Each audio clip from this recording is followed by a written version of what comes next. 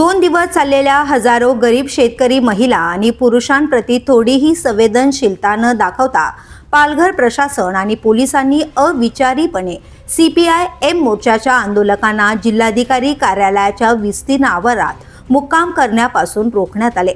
या ठिकाणी आंदोलकांना नेहमीच मुक्काम करण्याची परवानगी दिली जात होती असा मुद्दा आंदोलकांनी उपस्थित केला।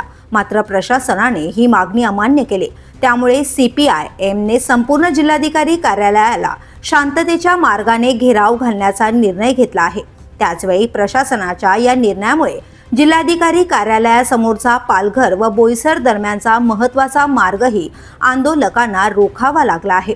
जिल्हाधिकाऱ्यांशी आज चर्चा होणार असताना सरकारवर जास्तीत जास्त दबाव आणण्यासाठी CPI-M ने आपल्या अधिकाधिक जनतेला आज सकाळी जिल्ह्याच्या प्रत्येक गावातून आणि पाड्यातून अधिकाधिक संख्येने एकत्र येण्याचे आवाहन केले असून आंदोलकांची संख्या वाढण्याची शक्यता आहे।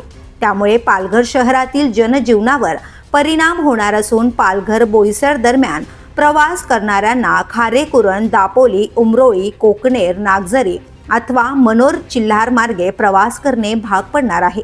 या आंदोलनामुळे पालघर येथील जीवन विकास संस्थेच्या 2 शाळा, सोनोपंत दांडेकर महाविद्यालय तसेच आनंद आश्रम इंग्लिश स्कूल या शाळेतील विद्यार्थ्यांना व पालकांना गैरसोयीला सामोरे जावे लागते आहे।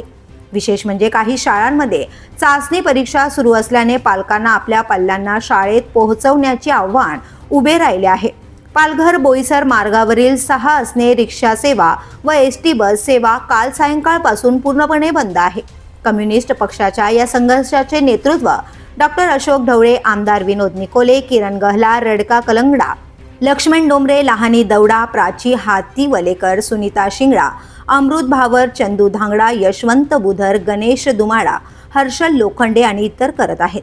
CPI-Mच्या मोर्चाला जिल्ह्यातील विविध स्तरातील लोकांकडून व इतर समविचारी राजकीय पक्षांकडून पाठिंबा मिळतो आहे।